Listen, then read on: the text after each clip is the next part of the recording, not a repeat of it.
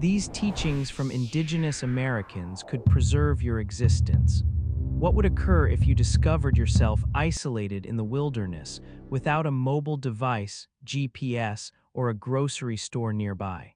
Contemporary individuals surrounded by innovation often neglect the fundamental abilities that for millennia allowed our forebears not merely to exist, but to flourish in the most severe circumstances. The native populations of North America were experts of this craft. Their understanding was not simply a collection of directions, but an entire philosophy of existing in balance with the environment. Their intelligence was not etched in rock, but integrated into daily existence, into every movement and every choice. They did not dominate nature, but became component of it, hearing its dialect and comprehending its principles. This understanding is more applicable today than previously because it instructs us the most crucial things: ingenuity, awareness, and profound regard for the environment surrounding us. These teachings are not merely exotic tales about history, but eternal intelligence that can transform our view of existence. They remind us that the most potent instruments for existence are not in our bags, but in our intellects and souls. Watch the content to the conclusion, and you will discover how the capability to arrange a few branches correctly could rescue an entire community from a starving winter. What if I informed you that the most flawless dwelling is one that can be constructed in 60 minutes and transported away with you? For the wandering communities of the vast grasslands, such a dwelling was the teepee. It was not simply a protection, but a brilliant construction design refined over ages. At its foundation was a framework of extended, straight supports, typically made of pine, which were lightweight and sturdy. 3 or 4 of the strongest supports were bound together and positioned like a tripod. The remaining supports were fastened to them, forming a flawless cone. This conical configuration was not selected by accident. It was incredibly resistant to the powerful gusts that continuously swept across the limitless grasslands. The gusts simply flowed around the teepee without harming it. While any construction with level barriers would have been demolished, the exterior was made of stitched-together treated bison coverings. One large teepee could require up to 20 coverings.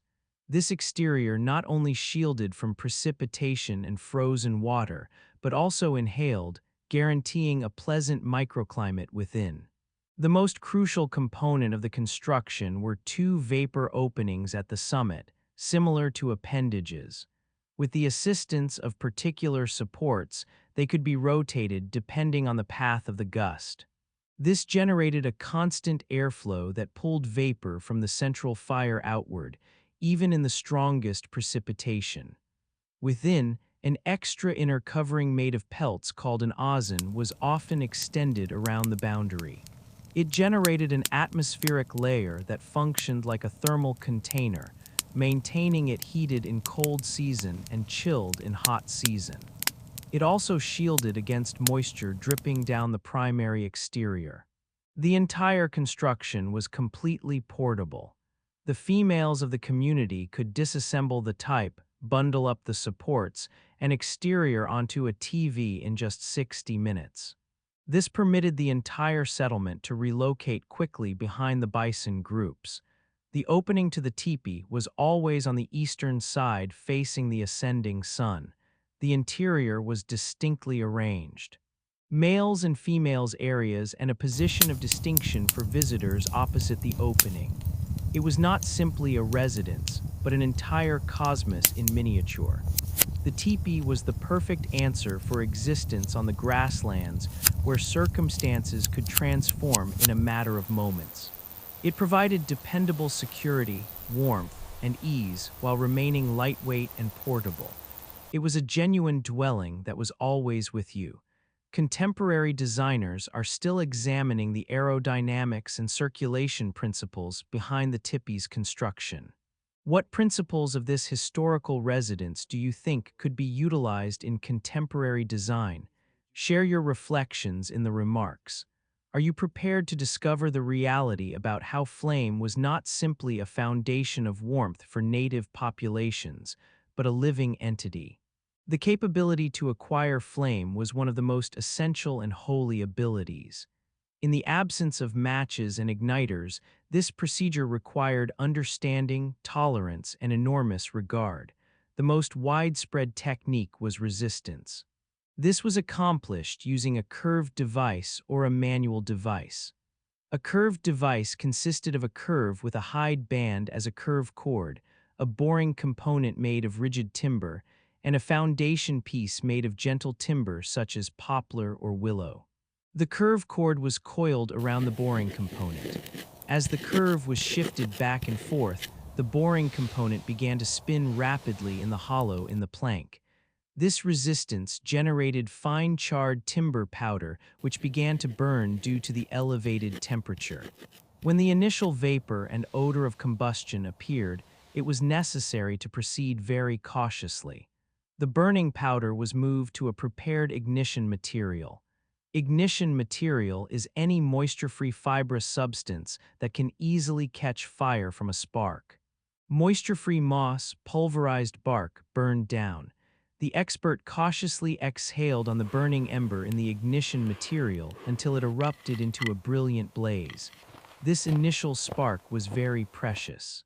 It was utilized to ignite the primary flame by incorporating thin, moisture-free branches and then larger pieces.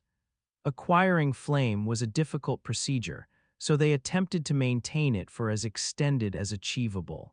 If the community was about to embark on a voyage, the burning embers from the flame were positioned in particular vessels.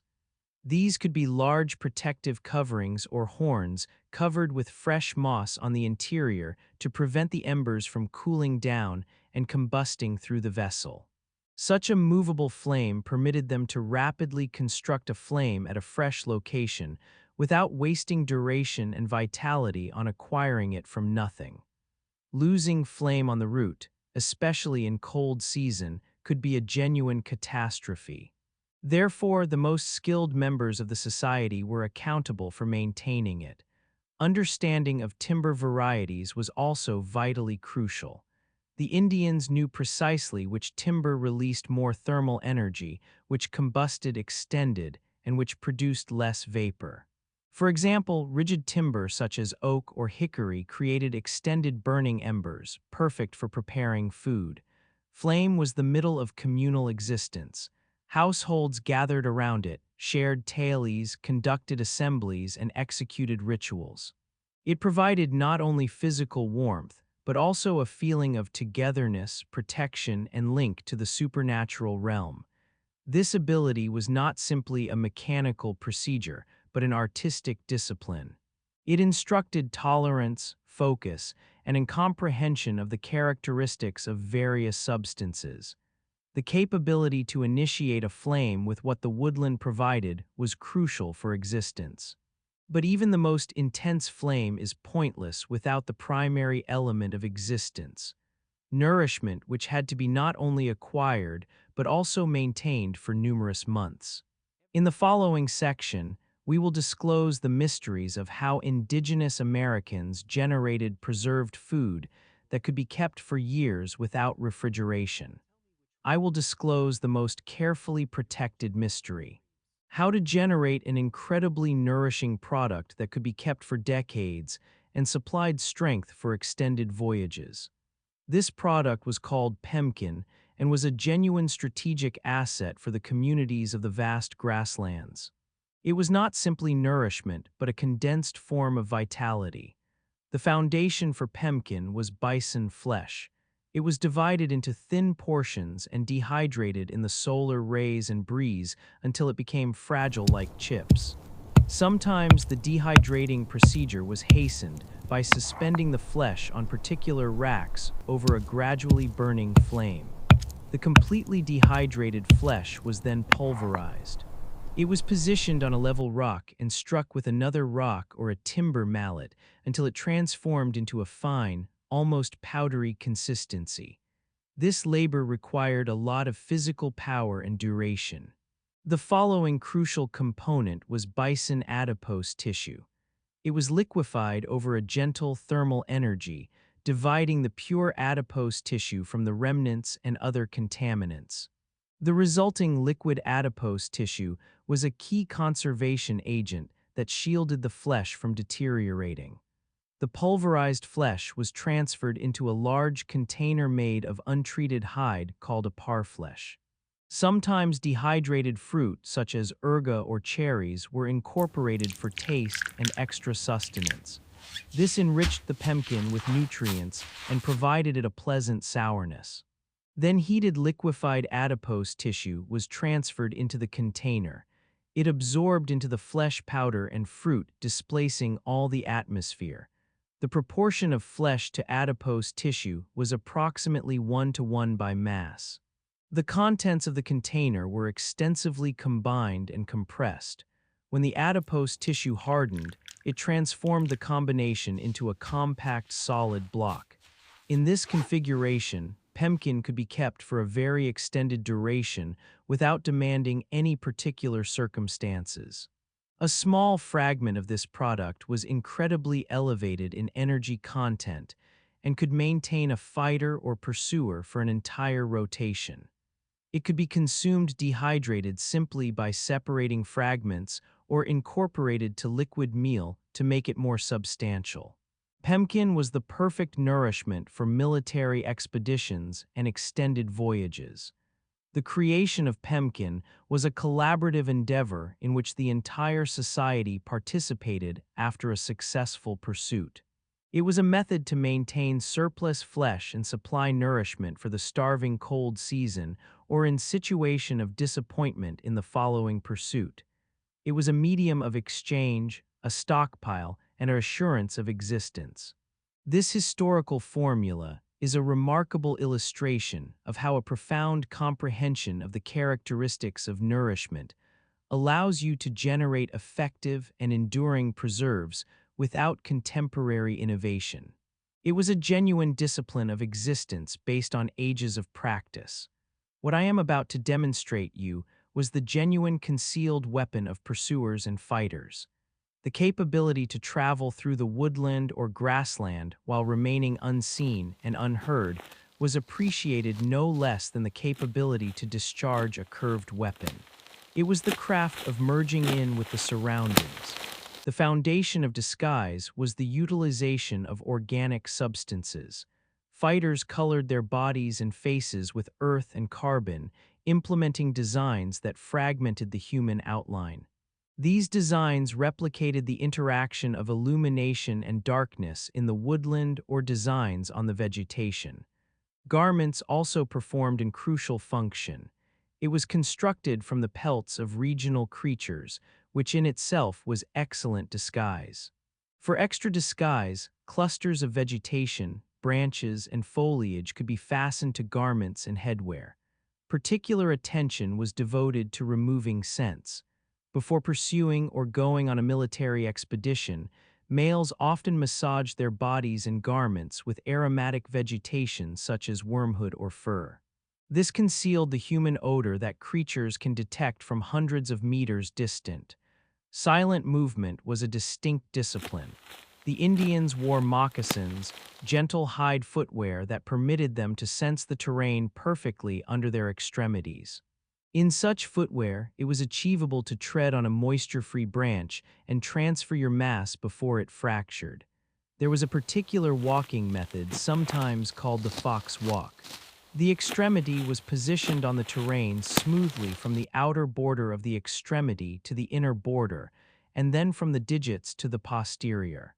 This minimized sound and permitted for constant regulation of the surface. The Indians traveled slowly, utilizing the halt-observe strategy.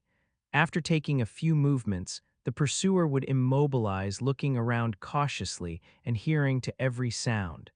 This movement was similar to that of the creatures themselves. They skillfully utilized the geography and organic concealment. They traveled along depressions, waterways, and in the darkness of vegetation and stones. They instinctively knew where to crouch and where they could ambulate upright without being observed. Observational abilities were fundamental.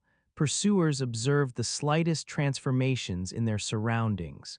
Compressed vegetation, a fractured branch, the worried cry of a avian.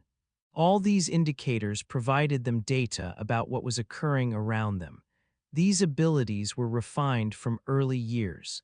Activities in which you had to approach a companion unobserved were component of their upbringing. As an outcome, a mature fighter or pursuer could literally vanish in exposed geography. But how did they discover nourishment and liquid in the limitless grasslands? In the following section, you will discover how they interpreted the terrain like an accessible manuscript. The capability to interpret imprints was an essential ability comparable to literacy in the contemporary realm. For Indigenous Americans, the terrain was an accessible manuscript full of tailies, cautions, and hints. Every impression, every fractured branch carried an abundance of data. A skilled tracker could establish the variety, magnitude, gender, and even approximate mass of a creature from a single imprint. He could observe how profound the appendage or digit had penetrated the terrain. This indicated how substantial the creature was. The interval between the imprints could be utilized to establish its velocity. A creature ambulating calmly leaves a smooth sequence of imprints at equal separations.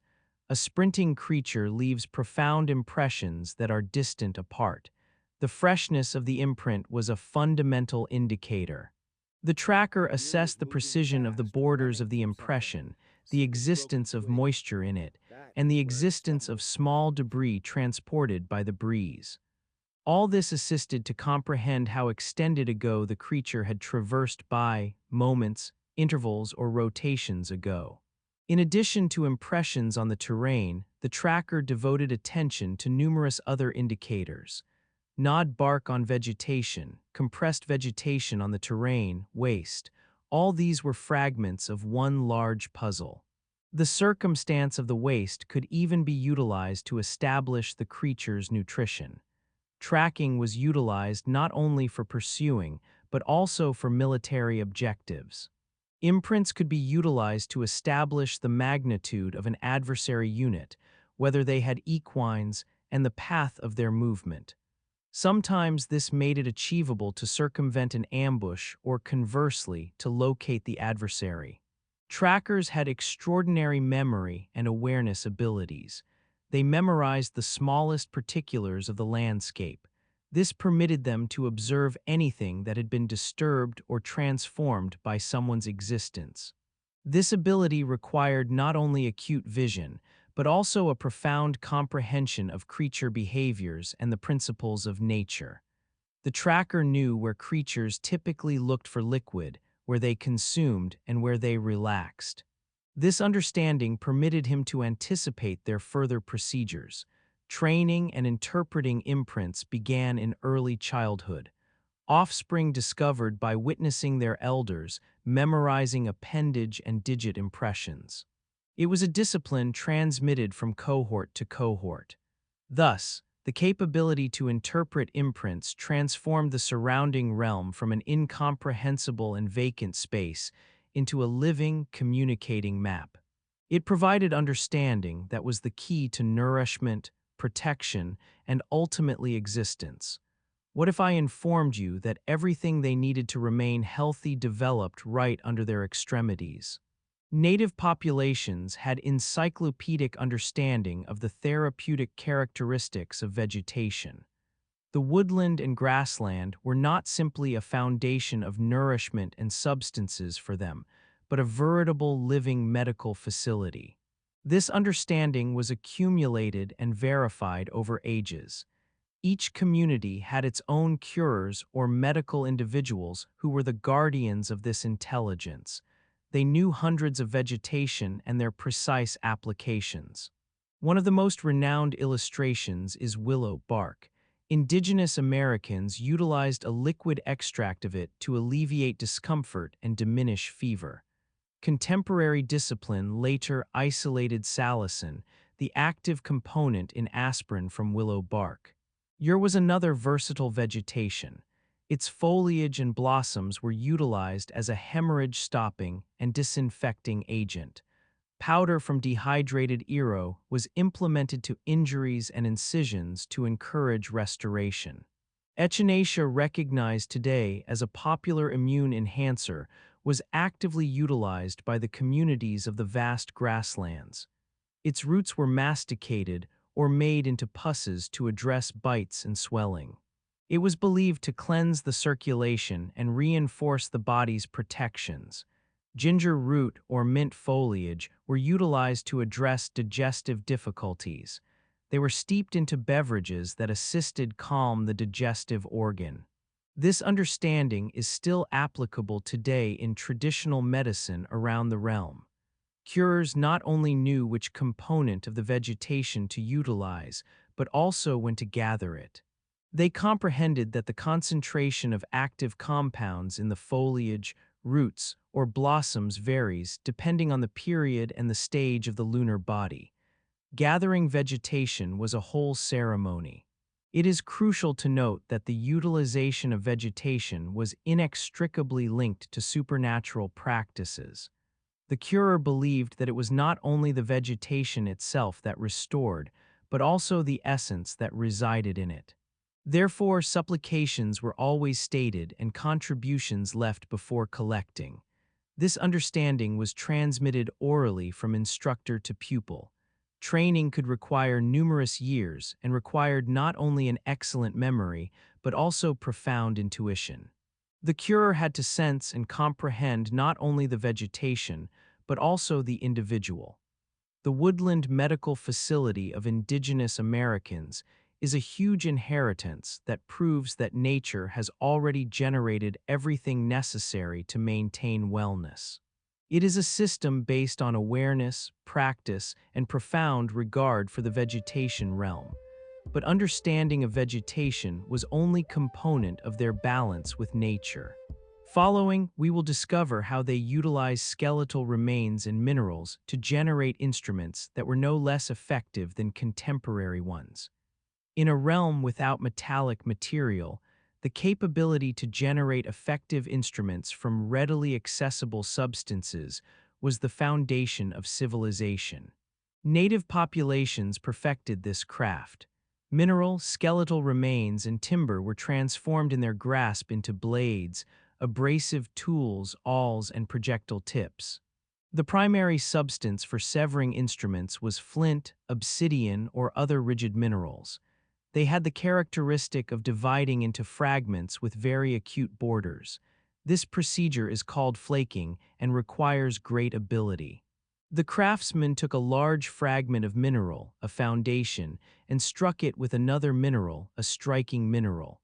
With precise impacts, he fragmented thin portions or portions from the foundation. These portions already had razor-acute borders and could be utilized as blades. To generate more complex instruments such as projectile tips or spear tips, a refinement method was utilized. The craftsman took a portion and, utilizing a skeletal or horn instrument, cautiously pressed on its border. In this method, he fragmented off the smallest portions, providing the product the desired configuration and generating notches. Skeletal remains was no less crucial a substance. Large bison or deer skeletal remains were utilized to make sturdy abrasive tools for treating coverings. Smaller skeletal remains and antlers were utilized to make awls for creating openings in hide, stitching implements, and aquatic creature hooks. Bison's shoulder skeletal components were utilized as hoes for laboring the terrain. Skeletal cage components could be utilized as blades for dividing flesh. Virtually every skeletal component discovered a utilization in the household. Timber was utilized as a substance for blade grips, striking tools, and abrasive tools. Mineral or skeletal tips were fastened to the grips with hide bands and adhesive substance. Such composite instruments were durable and convenient to utilize. The procedure of making instruments was extended and painstaking. It required a profound comprehension of the characteristics of substances. The craftsman had to know at what orientation to strike the mineral and how much power to implement to the skeletal remains. These seemingly primitive instruments were incredibly effective. A mineral blade was acute enough to divide up a whole bison. Skeletal implements made it achievable to construct waterproof garments from hide. The accessibility of quality instruments established the quality of existence. They established the velocity of treating the acquisition, the quality of garments and dwelling, and the effectiveness of pursuing. Therefore, craftsmen who knew how to make instruments were highly regarded in the society. In the moisture-deficient grasslands and arid regions of the Southwest, liquid was often more precious than any other asset. The capability to discover and preserve it was fundamental to existence. Native populations possessed an abundance of understanding that permitted them to quench their desire where outsiders would discover not a droplet. They knew how to interpret the landscape. They knew that liquid always flows toward lower elevation, so they looked for it in depressed regions at the base of elevations and in the channels of moisture-free waterways. Often all they had to accomplish was excavate a shallow opening in the granular material at the bottom of such a channel to reach the subterranean liquid. Vegetation were dependable indicators. Abundant greenery in the middle of a scorched surface was a certain indication of nearby liquid. Vegetation such as poplars and willows always develop only where their roots can reach moisture. Creature conduct also provided hints. Imprints converging at a single location often led to a source or concealed liquid foundation. Avians flying in the same path in the dawn could indicate the route to a drinking location. In some territories, Indigenous Americans discovered to gather dawn moisture. They positioned pelts or large foliage on the terrain. Moisture condensed on them overnight, which could be gathered and consumed in the dawn. Various vessels were utilized to transport and keep liquid. In woodland regions, these were vessels made of birch bark stitched and saturated with adhesive substance for liquid resistance. On the grasslands, liquid was often transported in beverage pelts made from clean bison digestive organs or blads. Communities that practiced ceramic creation, such as the PBLO in the Southwest, generated magnificent earth vessels. The permeable construction of the earth permitted liquid to penetrate out slightly and dissipate. This procedure chilled the vessel and maintained the liquid within chilled, even in extreme thermal energy. Liquid was regarded as a holy contribution. Sources and liquid foundations were treated with great regard. It was prohibited to contaminate them or utilize liquid thoughtlessly. They comprehended the significance of moisture intake. During extended voyages, they consumed little and often. Sometimes they would position a small, smooth mineral fragment in their oral cavity to encourage salivation and diminish desire. These techniques are the outcome of millennia of awareness and a profound link to the planet. They demonstrate that nature always provides hints to those who know how to perceive them. The arrival of equines in North America completely transformed the method of existence of the communities of the vast grasslands. From pursuers on extremities, they became masterful riders. Equines became not simply a means of transportation, but companions, comrades in conflict, and a measurement of prosperity. Indigenous Americans developed their own unique style of mounting. They mounted without supports or control bands, regulating the equine with lower appendage pressure, body mass transfers, and a lightweight halter thrown over the lower mandible. This guaranteed perfect contact and comprehension with the creature. This technique of regulation permitted the rider to have their appendages completely available. They could discharge a curved weapon, throw a spear, or discharge a firearm at full velocity. The fighter and their equine traveled as one, providing them a huge advantage in conflict and pursuing. They were unequaled experts at pursuing bison from equine back. The rider approached the group at full velocity, selected his target, and struck it with projectiles from close proximity. This strategy required incredible bravery and refined abilities from both human and equine. In conflict, fighters utilized equines for swift attacks and quick withdrawals. One of the most impressive methods was the capability to suspend off the lateral of an equine, utilizing its body as a living protection. The fighter held on to the primary or a particular loop and could continue fighting. Equines were highly appreciated, and a quality equine was a foundation of satisfaction. Their cultivation became a crucial component of the financial system. Preference was provided to hardy, rapid, and intelligent creatures capable of existing on scant sustenance in the severe circumstances of the grasslands. Equines were treated almost like household members. They were embellished, colored with conflict symbols, and maintained. It was believed that equines, like humans, had their own souls and essences. Equines also made wandering existence easier. Instead of canines, equines were utilized to transport baggage on TV. This made it achievable to transport larger and heavier burdens and to make teeps bigger and more pleasant. The portability provided by equines permitted communities to regulate vast territories. It transformed their communal construction, military strategies, and even their realm view. The entire civilization of the grasslands communities of the 17th through 19th ages was inextricably linked to this noble creature. The unity between human and equine became a symbol of liberation in the essence of the vast grasslands. It was a union based on confidence, regard, and a profound comprehension of the creature's nature. Behind all these practical existence abilities lay something greater, a holistic philosophy and realm view. Indigenous Americans did not perceive themselves as masters of nature, but only as an integral component of it. This principle was the foundation of their civilization and the key to their extended-term existence. They believed that everything in the realm was interconnected. Individuals, creatures, vegetation, minerals, breeze, and celestial bodies. Everything had an essence and was component of a single vast enigma. Disrupting this equilibrium could lead to catastrophic outcomes. This principle manifested itself in a respectful attitude towards assets. When a pursuer terminated a bison, he appreciated its essence for providing its existence for the individuals.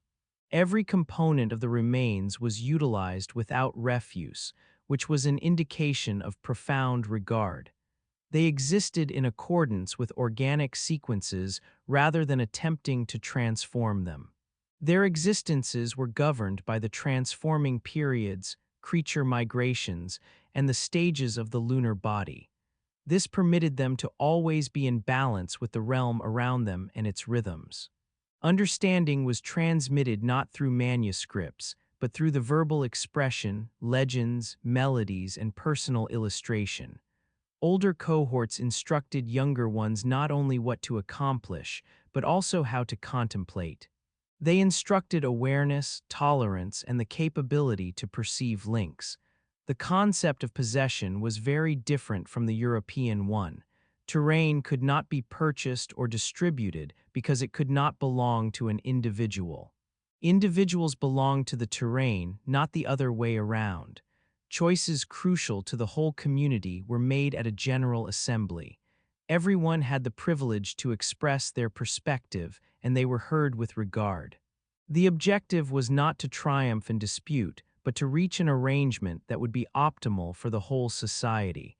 Duration was perceived not as a linear progression, but as a sequence. Everything repeated itself. Rotation followed darkness, cold season followed hot season. Existence followed termination and was regenerated. This provided a feeling of stability and confidence in the future. These principles shaped a society that was resilient and flexible. Their power lay not in innovation, but in profound intelligence and the capability to exist in balance with the realm. This is the primary teaching of existence that they have left us as an inheritance. We have examined only a few aspects of the vast heritage of the native populations of North America.